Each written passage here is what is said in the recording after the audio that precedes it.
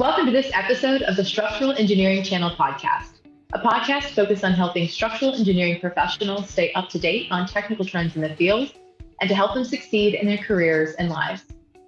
In this episode, we will be talking about the importance of getting out of your comfort zone and how those experiences where you try something outside of your wheelhouse often lead to seeing the greatest increase of personal and professional growth.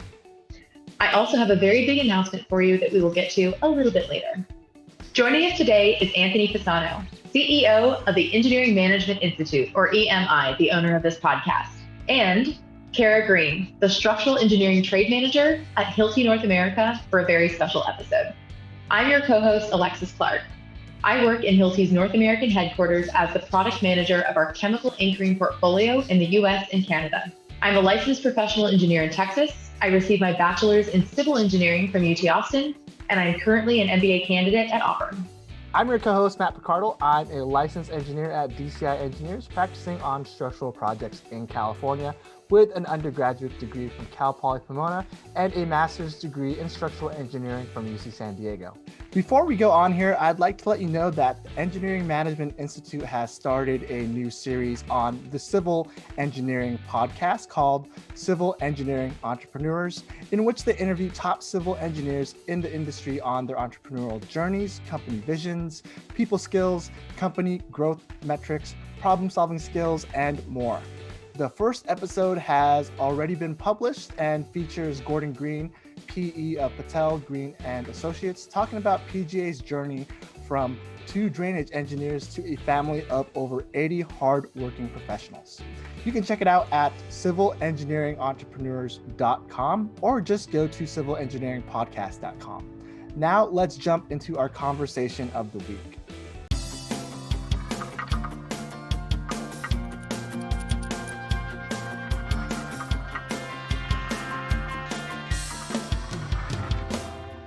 Anthony, thanks so much for joining us today. I know we have you, we have Alexis Clark, and we have a mystery guest that we'll be revealing later on in the show. Anthony, it's been a while. What have you been up to? Yeah, so Matt, I'm excited to be here. It's been some time since, kind of you and I know we're co-hosting the show initially, and then, we were lucky enough to have Alexis come on board. And, things have been really good at EMI. We're continuing to be focused on helping engineering professionals become better managers and leaders. We've been doing a ton of corporate training lately, which is great news because that means, more and more companies are understanding the value of soft skills and management skills and leadership skills for engineering professionals. And that's great because when I started EMI about 12 years ago or so, I kind of had to educate companies on the importance of those skills. And now it seems like they're just contacting us. And that's really a good sign, I think, for engineering professionals because we do need those skill sets to succeed. So I am excited about that. I'm also excited that I've gotten involved with the GEMS camp, and I know Alexis did kind of a full episode on that. It's a wonderful organization that really serves to inspire young girls in underserved communities on STEM subjects. It's a really important way of encouraging diversity in our industry, which is something that we need to do. We're really actually behind on that. And so at EMI, one of our goals has been to do that. And I thought, joining the GEMS camp, which I found out about through Alexis, thankfully, has been great. It's been a lot of fun. And I think we've made a lot of progress already in what we've been doing there. And it seems like we're getting some momentum. And really my message there for anybody is get involved with something like that. Any way you can get involved with encouraging diversity in STEM and engineering, it's definitely something that's rewarding. And I think you'll get that, that rewarding feeling in addition to actually doing something great for your industry and for some of these young people that we can inspire. And then really lastly, we've just been continuing to, produce a lot of content. The Geotechnical Engineering podcast. I know we had Jared over here on the Structural Engineering channel, and he's doing a great job with that podcast. And we're looking at a couple of new podcasts. And, the bottom line is, engineers in different disciplines need help. They want information that can help them, and we're trying to continue to provide that. And that's kind of what we want to continue to do. So I'm happy to be back here. I'm happy to see that the Structural Engineering channel is kind of going and growing, and I'm excited to be involved with this episode. So Anthony, you recently wrote an article on LinkedIn called "Here's How to Push Yourself Outside of Your Comfort Zone and Why It Matters." In the article, I know you talked a little bit about the experience you had where you had to push yourself outside of your comfort zone and literally over the edge. Would you mind sharing a little bit with our audience, that experience that you had and what it is that you've learned from it? Yeah, sure. So recently we took a vacation down to Florida, which was actually our first family trip in a very long time due to COVID, but we went down there for a family wedding. And before we came home, we wanted to take the kids to a water park one day. So we did. We took them to a water park in the Orlando area. And, we're at the park for the day. And I keep seeing like this massive, like, water slide, like in the backdrop of this water park. And I'm kind of looking at it like, it looks really interesting. I mean, the tubes literally were like straight down. And, I couldn't get any of my kids to go on it. So I was like, after lunch, I'm like, you know what, I'm just going to go for it. I'll catch up with you guys later. So I go to this ride and I get on this line and I'm waiting on the line for like probably 45 minutes to an hour. And I don't love drops or roller coasters, but I don't necessarily not do them either. I'm kind of like in between on it.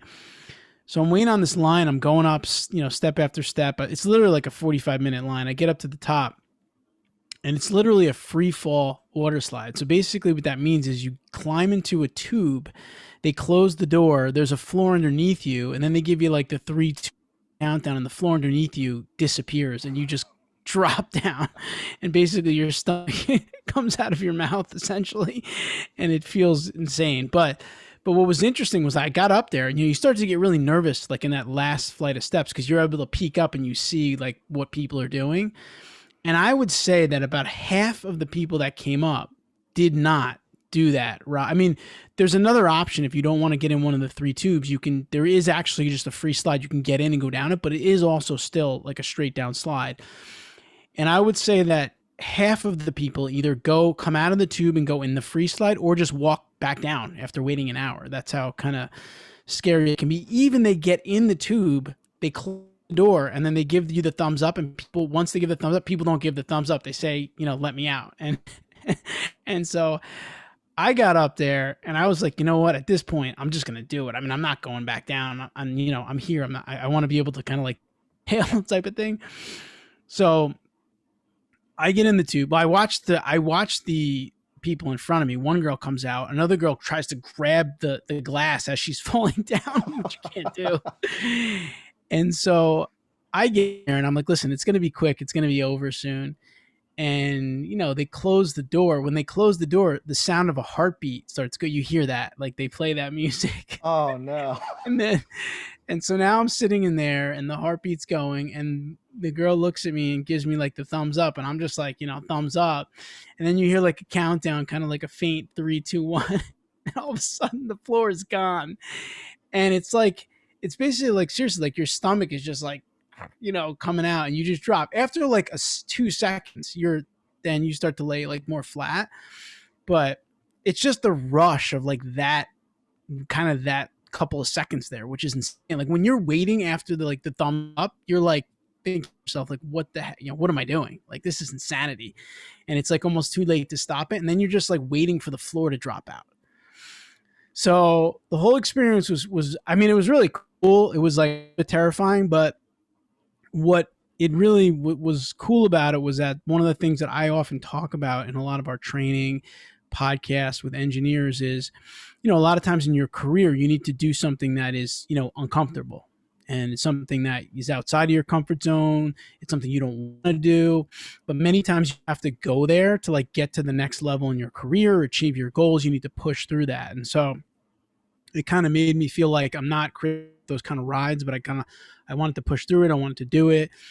And I did it. And then like what was interesting was like for the rest of the day, I was just like, I could do any other ride here. Like your confidence level just goes through the roof, because there was even rides that were pretty intense, but I just did them. And I was like, I wasn't even thinking about them. I'm like, dude, if I did that other ride, if I stood in that tube and got the floor dropped out from under me, I could do like any ride. So I think it was like a really good career analogy, because I think when you do something like that, it does give you a major confidence boost, and it can elevate like your performance in other areas. And so, I know we're going to be talking about some changes here today in a couple of minutes. And, I think anytime you have like career transitions, you're trying to reach goals, you're going to inevitably have to do something that is probably uncomfortable, if not really uncomfortable.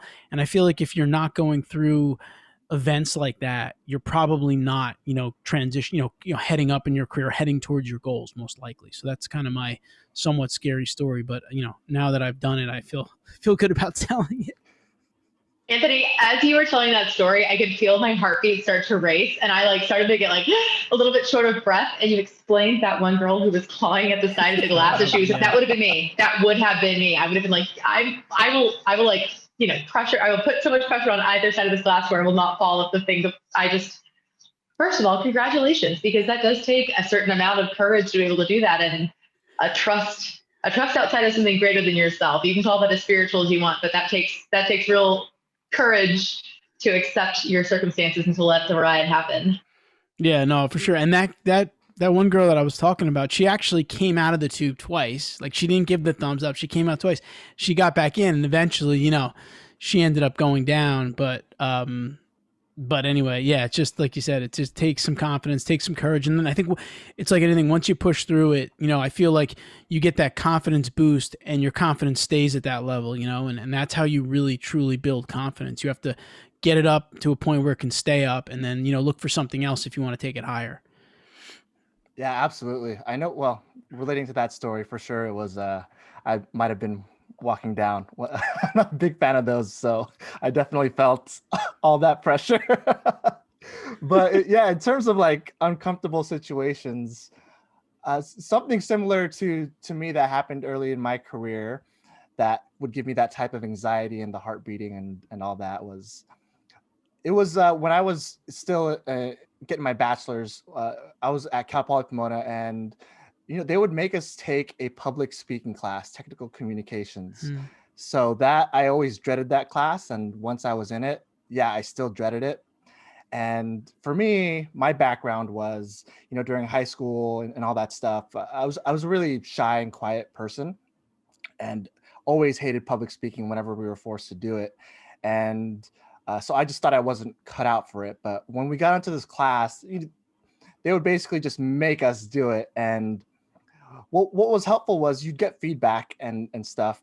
And so you would actually get better each and every class. But I just remember it was an eternity waiting for my turn to speak. And it was only going to be like a 5-minute presentation. But during those just waiting for the speakers, I didn't even hear what the speakers were saying. I was just in my head. My heart was beating, my palms were sweaty, and I was like had butterflies, and I hated that feeling. And it was, I don't even know what you call that feeling, nervousness, scared or anxious, all that stuff. And even when I was going up there and walking up, I could feel my legs shaking. And even when I was speaking, it was horrible. Like I sucked. I would stutter. It's just like like that. I wouldn't even look at the audience, and I sucked. For the first time. But after going through that experience, you're alive. I think going through all those emotions, at the end of it, you realize that, hey, you're still alive. And even though your classmates are very supportive, even though you completely sucked, but they would give you feedback, and then the teacher would give you 3 things to work on, and then I'd go and work on those next 3 things, and then I would do it again, go through the same process, still emotionally like scarred, but knowing that, hey, I did it, I can do it again. Here are some things that I can focus on. Let me just try to work on these. And each time I went up there, the fear would never go away, the nervousness would never go away, but there was that confidence that you were saying, Anthony, that, hey, I've done this before. It sucks, but I'm getting better at it, at least little by little. And going through that experience, going through that class, at the end of it, it brought my confidence up so much more, just because that triggered that switch in me that, hey, public speaking is a skill. Forget about being an introvert or an extrovert. It's something that you can learn, something that you can train. And it really changed my experience, even during school, because I would never raise my hand. But going through that experience, I had the courage to raise my hand during class. Like, that was the thing for me. I never used to do that. But building that confidence, hey, I could raise my hand, then I could speak up during meetings. And this translates directly to the professional world where I think a lot of engineers, like you were saying, that aren't really trained in soft skills and don't go through that training, they're used to being quiet. They're used to not being heard. They're used to being, not speaking up or showing their ideas. And maybe because they're shy or they're not confident speaking in front of a group. But once you get into the professional environment, you're always going to be working with a team. You're always going to be working with clients or working with your manager. You're always going to be communicating, and whether it's communicating one-on-one or one-to-many, you're still using that same skill of communication. So knowing that if you can speak to one person well, you can speak to a lot of people well. It's kind of just like a mindset shift thing. But knowing that, it kind of just opened the doors up to me in terms of, okay, if there's anything that I'm not comfortable with, I know I can get used to it. It may not be you may not be the best speaker in the world, but you can be competent in it and you can be effective in it if you practice it enough. And definitely something that in the professional world, I think it's going to benefit everybody, like you were saying, with the soft skills, because every engineer is technical, but it's tough to find engineers that have those communication skills, those soft skills. And it's definitely wanted. And I mean, companies are looking for new leaders, and yeah, everyone's going to be technical, but it's the ones that have the courage or the understanding to speak up, get their ideas heard. You don't want to be invisible. Like it's hard to get a promotion if you're invisible, but if you can show your contribution, communicate your ideas well, communicate it even in front of a group, maybe even volunteering for group talks at your firm or whatnot, really, I think it really helps your career and getting over that fear. I know it's a big fear. It was for me. But just like Anthony said, it just builds that confidence, and eventually you'll become comfortable at it, comfortable enough to do a podcast. Obviously it's panned out for you, because you not only started your own YouTube channel and you have a bazillion hits, but now you're a co-host of a podcast. Yeah, that was a big thing too. That was another moment when Anthony was asking me to do a podcast. I was like, I have no idea what I'm doing. Like, what? Are you serious? Interviewing people and whatnot. But yeah, saying yes to opportunities like that really helps you grow and builds confidence, and relevant to, doesn't matter what profession you're in. I think if you're always going to be talking to people, I think in like 90% of the professions out there. So very crucial skill. And I'm glad Anthony's taking the lead on helping engineers with that. That's awesome.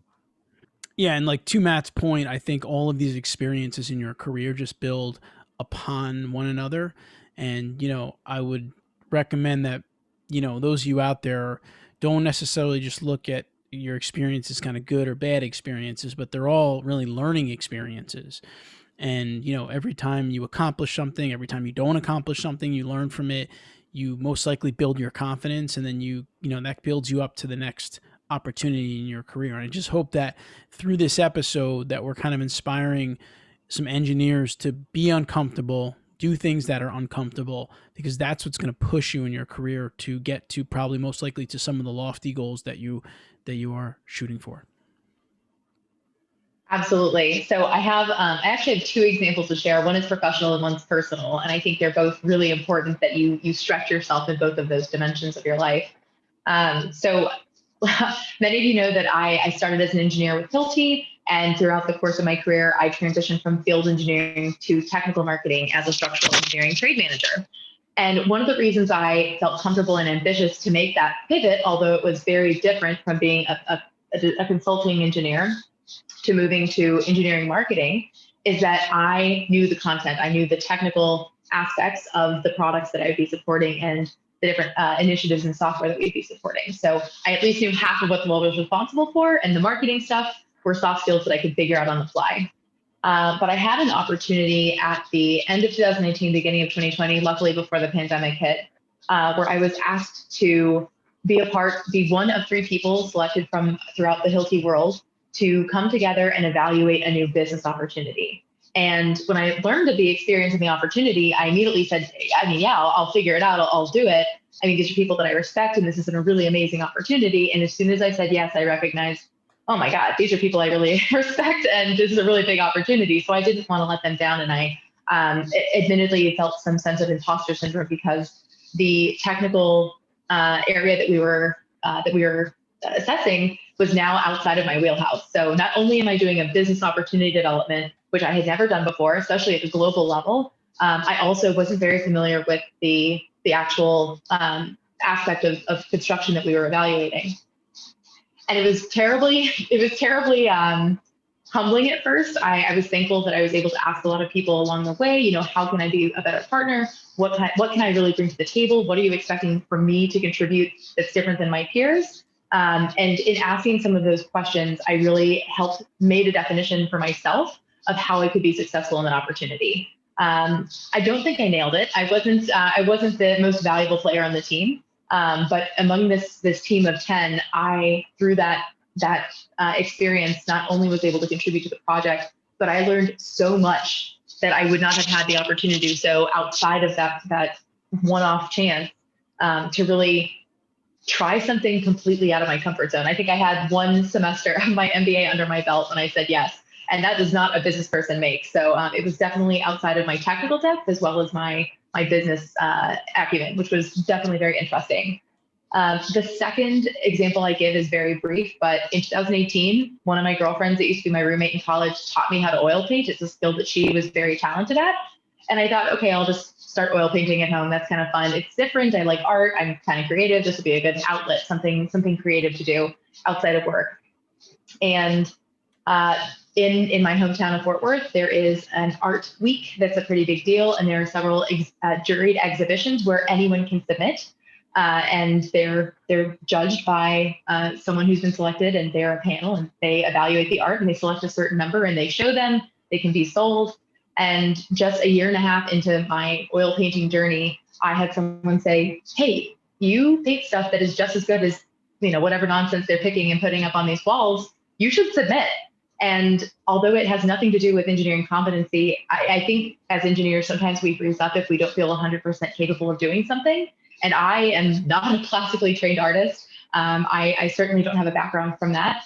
And I think when it's something that's seemingly subjective in comparison to engineering, which is pretty rigid and pretty objective in many aspects, it's hard for us to step into that space of vulnerability where I'm putting something that is personal to me, whether it's speaking or writing, if you like to write at home, or creating a piece of art. It's even harder in some situations to put this piece of yourself on display in front of other people for them to literally judge. And it was a growing experience. I'm glad I did it. I was not selected for the show, and I don't take any hard feeling from that. But I think the best thing that came of that is having gone through that experience of showing a part of myself and not having it be accepted, I feel more bold in my choices now as a painter of what is it that I want to put on the canvas. You know what? I don't really care what other people think. This is for me. This is for my enjoyment. And I feel stronger in my convictions when I make a decision one way or the other. And I feel prouder about my very small artistic accomplishments that kind of, bring a different aspect of painting that is, it's not just something that's a little bit of self-care for myself. It's also a point of pride and like an aspect of my character now that I kind of take on rather than just this hobby I have on the side. Yeah, That's awesome. Absolutely. I know it's on that point, Alexis, it's like what you mentioned. It doesn't matter if it's career or even the personal development. Well, I guess that is like both of those things.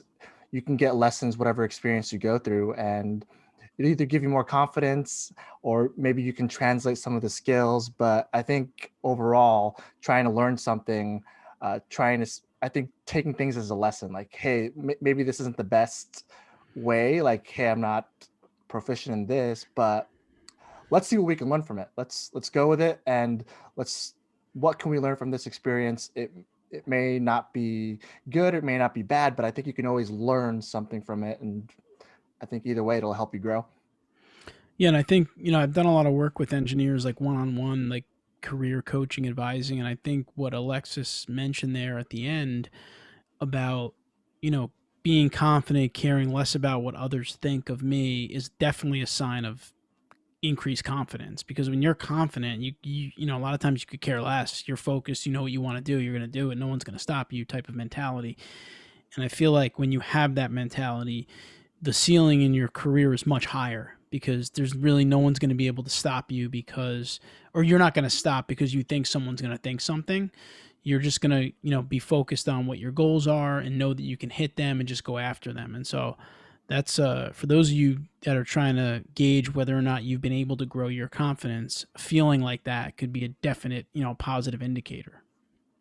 Absolutely. And I would just kind of compound on that and say, you know, I actually think that submitting to that art show made me more confident as a professional, because I now have this sense of, you know I'm going to get feedback. I know that there is going to be someone out there who has a suggestion or a vision or commentary on what it is I do. So when I produce something for a teammate now within my current function, you know, I know that there's going to be feedback, but I feel that much more comfortable in what I've created at the beginning.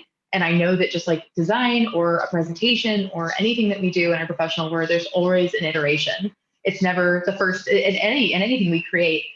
There's never just the first draft is not the last draft. It's not the final. And there's going to be those steps in between. And I think it's definitely made me more confident in the first draft that I present to others.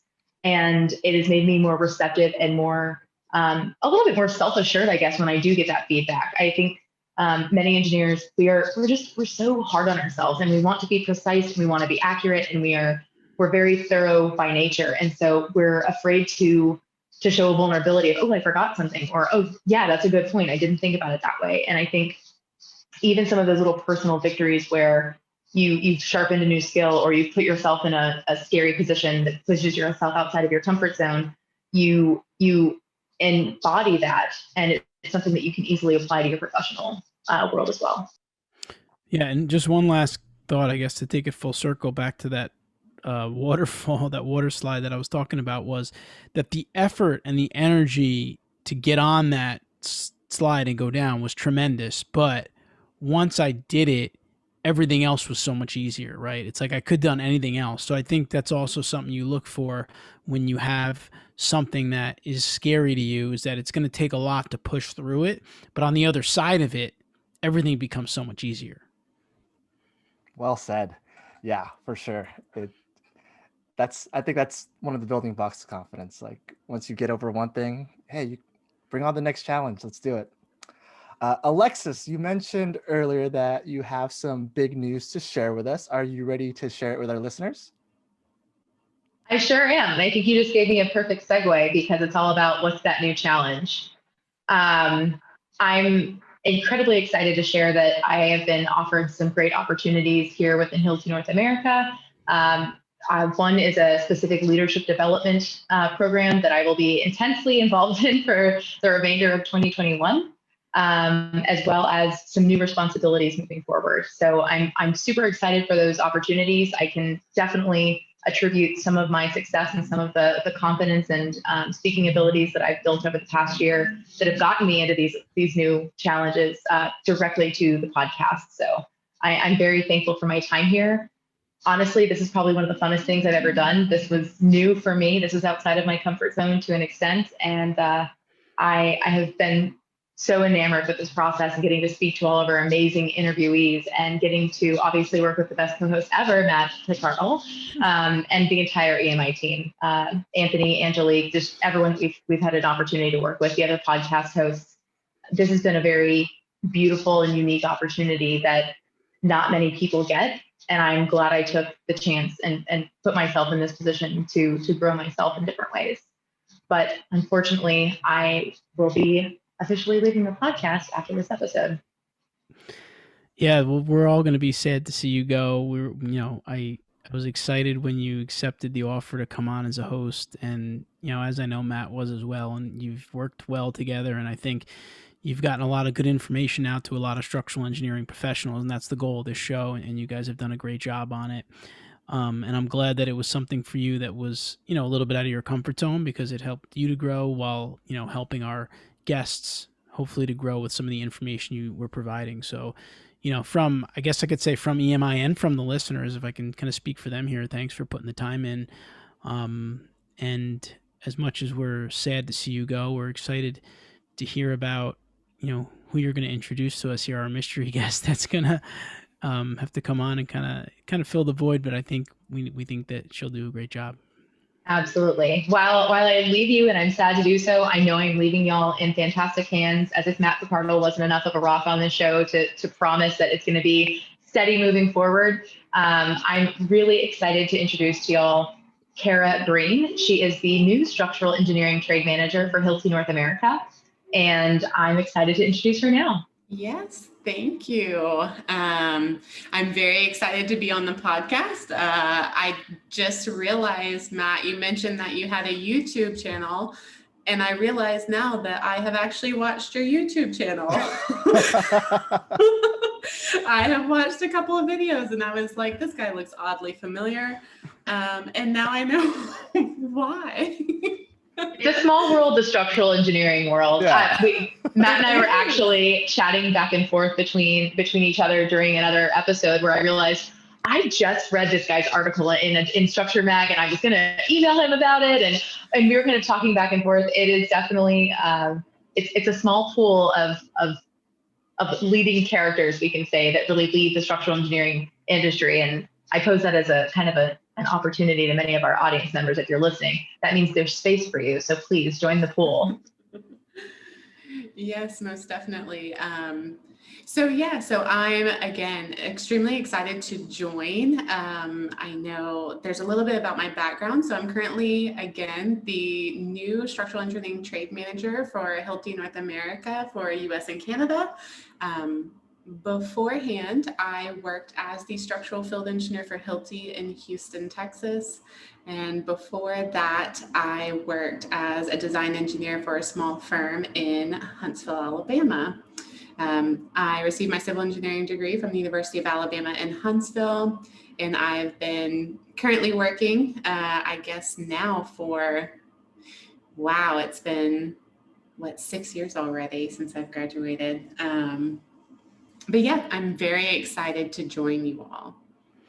So, Kara, when Alexis told us she was going to leave the show, we obviously wanted to find someone else that could come on as a co-host, and she recommended you. And I'm just curious as to your, what you felt when she approached you or asked you about it. What were your original thoughts about hosting the podcast? So with everything in the engineering community, and, Alexis just touched on it, there's not a lot of outreach, especially on certain media in regards to the structural engineering profession.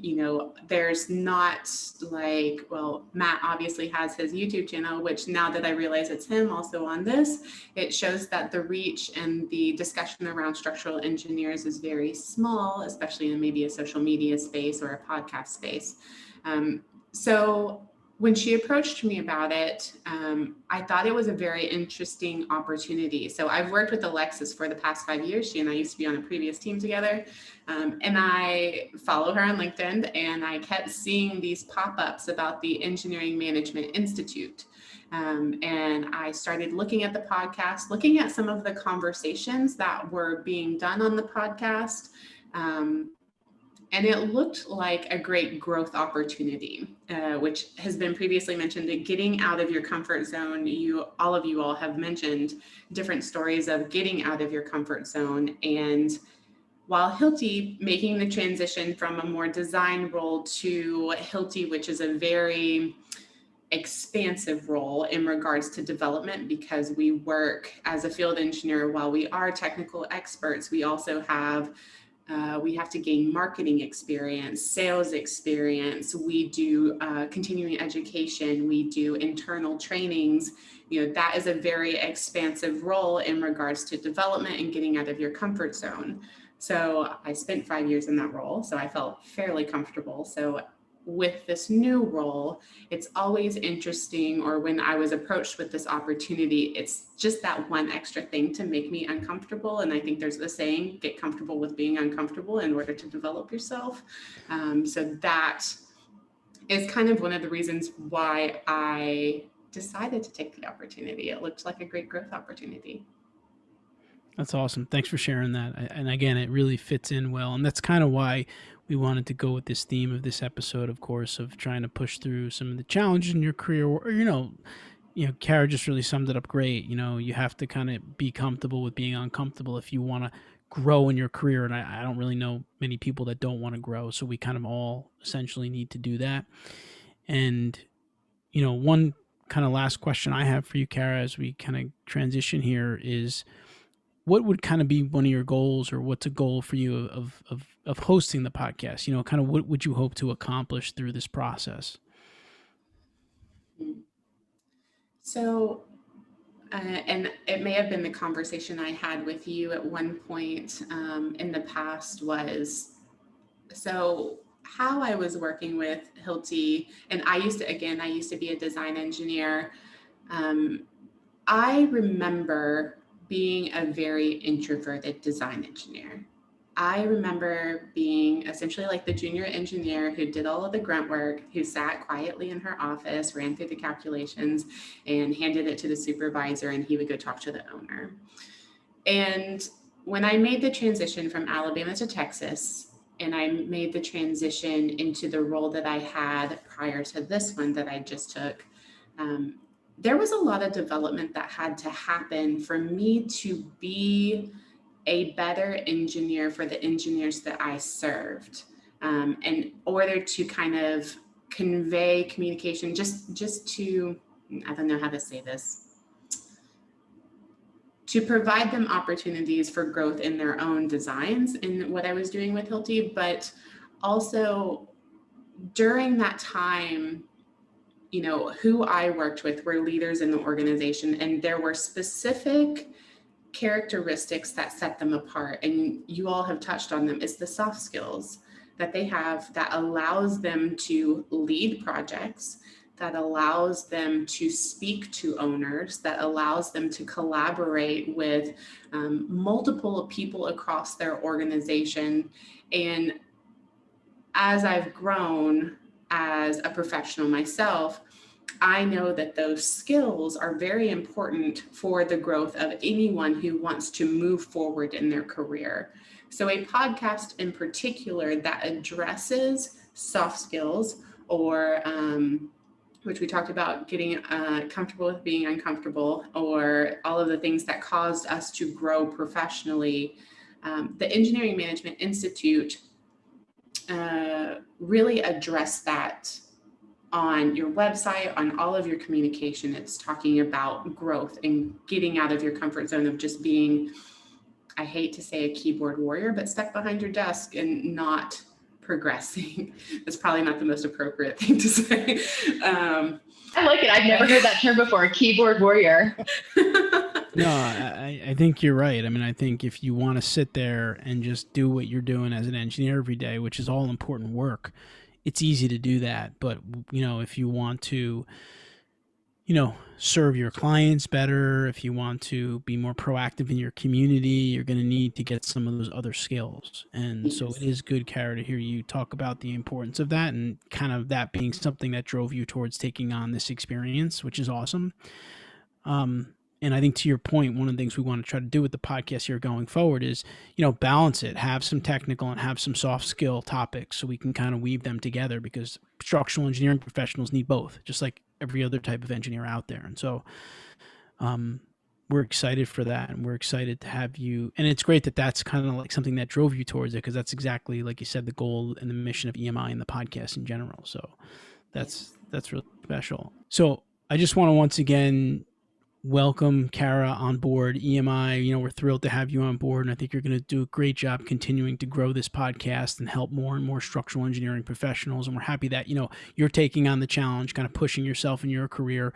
And I know Matt will be here, with open arms, ready to help you and help to continue to grow the show. And Alexis, really just a thank you to you for coming on board. People don't realize how much work it is really to host a podcast and be involved with it. There's a lot that goes into it, in addition to everything you're doing at work and the rest of your life. And so we appreciate you putting the time in. You've really helped to get this, I would say, get the podcast on the map so that more structural engineers can find it and they can help them. And that's really what I love about doing what we do at EMI, is that if I get one email from a podcast listener saying that they made a career-changing decision, that's kind of enough for me, and I'm happy with doing the podcast for that. So again, welcome, Kara, Alexis. Thank you so much for everything you've done. And, we're still going to be in touch. We're going to be working together on the GEMS camp. And I know we'll have to have you back on the podcast here now and then to catch up.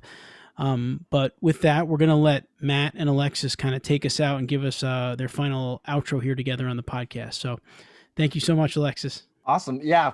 Kara, I'm so excited to have you here. I know I've been working with Alexis a lot. She's been saying a lot of great things, so I take her recommendation.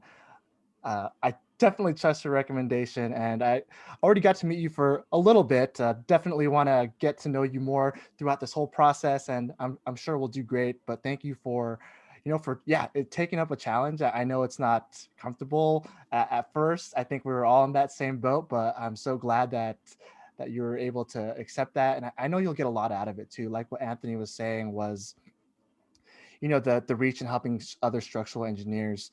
I think for me personally, having strong women like Alexis and you, I think it really does help other structural engineers, especially women, where they can see the diversity or that our industry has, and that I think the more they see it, the more they think it'll be believable. So I think even just doing that and making yourself exposed out there, and being vulnerable and being on a podcast like this, it really helps I think the whole industry out. And I know getting those emails for of when people, you've inspired them or they see you and that you've helped them out, I think it'll be definitely worthwhile. And Alexis, thank you so much for joining me, helping me on this journey, helping the whole podcast.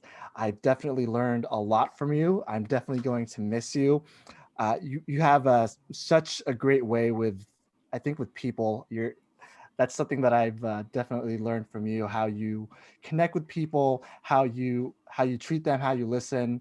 And obviously I'm still a work in progress. So for me, getting to work with you, kind of seeing that, like setting the bar or showing those skills that I can still work on, it's definitely been a joy and a pleasure. And just thank you so much for joining me on this.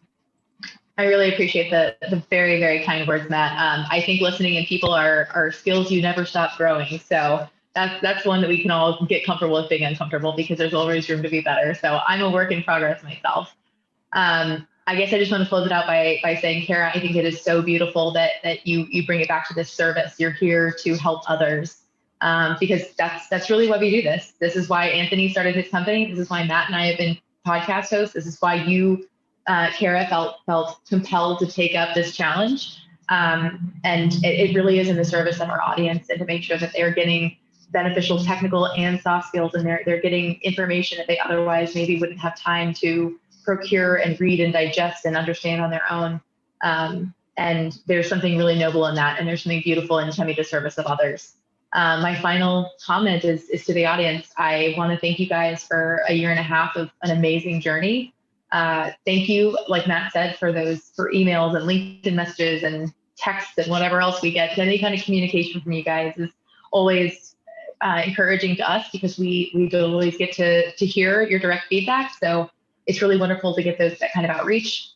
And my ask to you guys is, please continue to reach out to Matt and Kara and EMI with subjects that you want to hear, and with topics that you're excited to learn about, or that you're curious to learn about, or something you didn't understand from an episode. Those kind of interactions are why we do this. We're here for you, and that kind of feedback is so valuable to us, making this content more and more rich for your consumption. So thank you all. Thank you, Matt.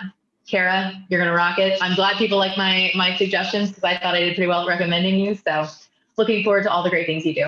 Anthony Fasano here from the Engineering Management Institute, and I'd like to take this opportunity to thank Alexis Clark for the magnificent work she has done as co-host of the Structural Engineering Channel podcast for EMI for the last 16 months.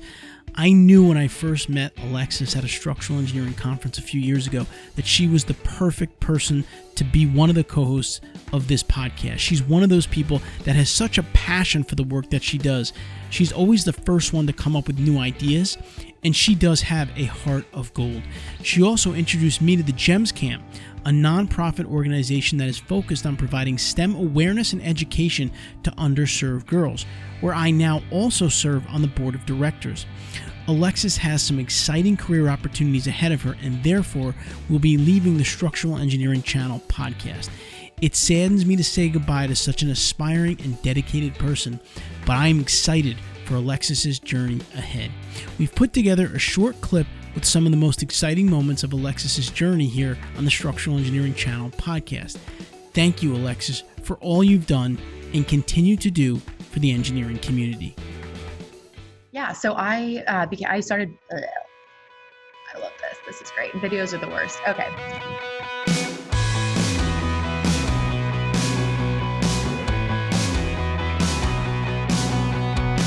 Is the whole thing supposed to be videoed? Okay, guess we're gonna figure this out. To our fantastic audio visual editor, I guess we're just doing this whole thing all together.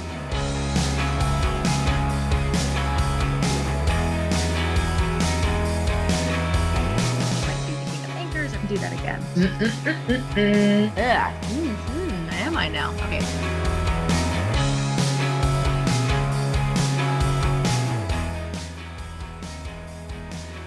Doesn't that sound weird?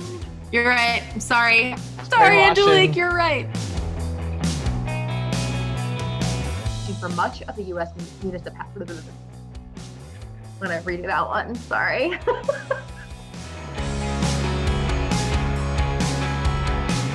Or, nope. Do that again. Nope. Do that again.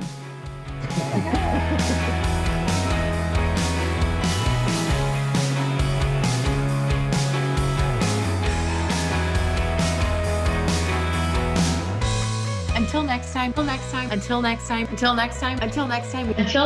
we wish you all the best in your structural engineering endeavors.